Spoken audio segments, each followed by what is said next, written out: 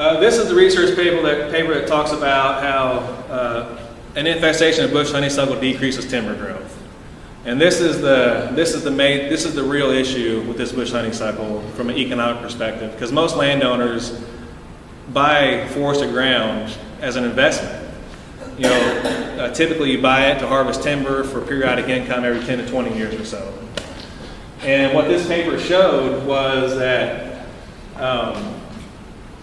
an infestation of bush honeysuckle that's 6 years old or older can reduce your timber growth by 16% per year, annually, per year. You know, they use terms like radial and basal area growth. But that's basically just volume. You know, the amount of volume your trees put on. So let's say over a 10-year period, your trees will grow 2 inches in diameter. Decrease that by 16%. You know, these things grow slow enough already.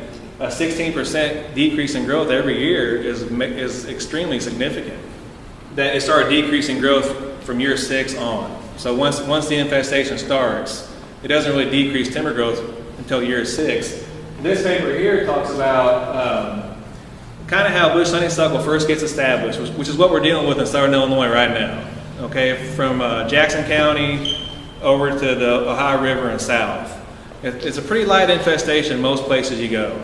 And we're kind of at that 5 to 10 year mark right now, where every wood you go into, there's kind of an even distribution of honeysuckle. They're not that big, they're not really problematic, but after year 6, 8, or year 10, these plants that have been sitting there for 6 years, they'll start to produce seed, and immediately you'll get an explosion of growth on them, you know, almost overnight.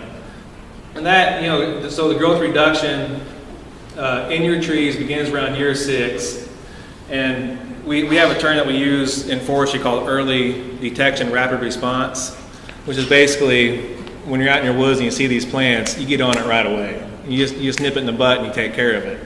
That's the best way to manage these invasive species. You know, not to wait until you got this major problem on your hands, this ecological and economic disaster, but to get started on it early. That's kind of the main goal of our LMA program. We have an LMA program called long-term management agreements, and the whole point of that program is to get resource professionals on your property on an annual basis to identify these problems and take care of them in the most cost-effective and efficient way possible. This is a slide that basically what we're going to use in our final analysis here.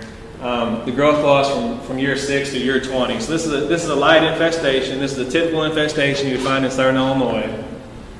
You would start off with your woodlot would have 3,000 board feet on it. With a nice clean woods, after 10 years, you'd have 4,441 board feet, which is worth about $1,700. If you have a light infestation, that board foot drops to 3,700 board feet, which is worth about $1,500. And that's the difference of $240 an acre under this scenario here, under a light infestation under this scenario. And with a stumpage value of 40 cents. That's kind of typical for a quality oak hickory forest. And this here breaks it down. The property on the left, let's just say it's 100 acres. It's worth $3,000 an acre. It has no bush honeysuckle in it. There's no restoration costs. There's no decrease in timber growth. You're getting maximum timber growth, which means you're getting maximum return on your investment. Let's also say you lease your property for $45 an acre, which is a pretty typical hunting lease price, as far as I know. So you have a $300,000 offer on that property. If you had the same property with 100% bush honeysuckle infestation in it, you got significant restoration costs, $500 an acre, 16% decrease in timber. You have no hunting lease opportunities because it can be literally unhuntable. The offer decreases by about $83,000. And the reason we're having this presentation here is to let you guys know of these potential consequences, and to inform you guys so you can start doing something about it. Either doing it on your own, hiring a company like us, working through the DNR, or however you want to approach it. But the consequences of just sitting idly by at this point are pretty devastating. So the need for management is pretty evident. And treatments early on in the infestation period are by far the best. Early detection, rapid response.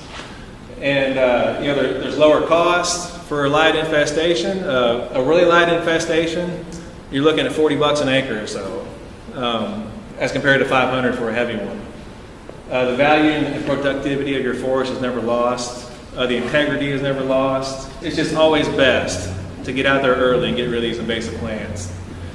Treatments late in the infestation period are necessary, and they're economically justifiable.